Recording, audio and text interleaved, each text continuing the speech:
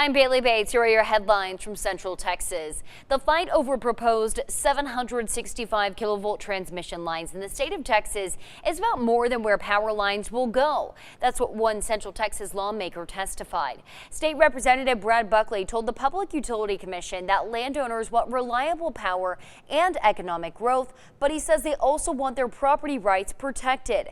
Buckley is one of many lawmakers calling for the transmission projects to be paused for further legislative review. Texas landowners are not anti-growth, anti-development, or anti-progress. We want economic opportunity for ourselves, our kids, and our grandchildren. We want a reliable and resilient grid and affordable electricity. It's the flawed process and unfairness to landowners is what brings us here today. But don't get lost in that alone. The PUC has not made a decision on any of the projects yet. The House State Affairs Committee is expected to take up the 765 kilovolt issue this week following last month's Senate hearing. This August is Overdose Awareness Month, and one local organization is remembering the friends and family they lost to overdose, while also working to educate the community and find a solution. Our Sydney Walker has more. Purple ribbons over here we have Kappa dangle throughout the Sunrise Center. We also have Earthman. Each one bears a name. Mr. Cedric. A name of a community member who they lost to drug overdose. These are our people right here. They matter. They are people and their lives mattered. Misty Bevel, Sunrise Center director, said many of them were familiar faces.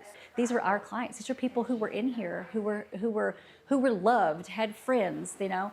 They had lives. The ribbons will hang throughout August in honor of Overdose Awareness Month. We're here during this month just to remember each one of them and the happiness and the good times that they brought. A death Bevel says was preventable. So many of these people, their lives could have went a completely different way.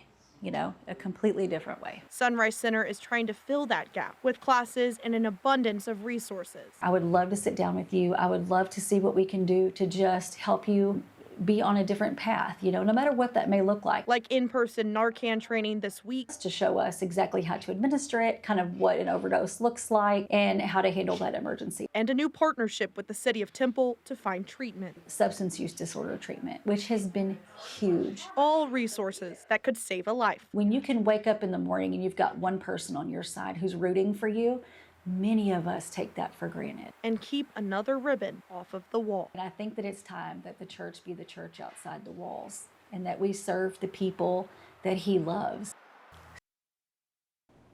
And those are your headlines from Central Texas.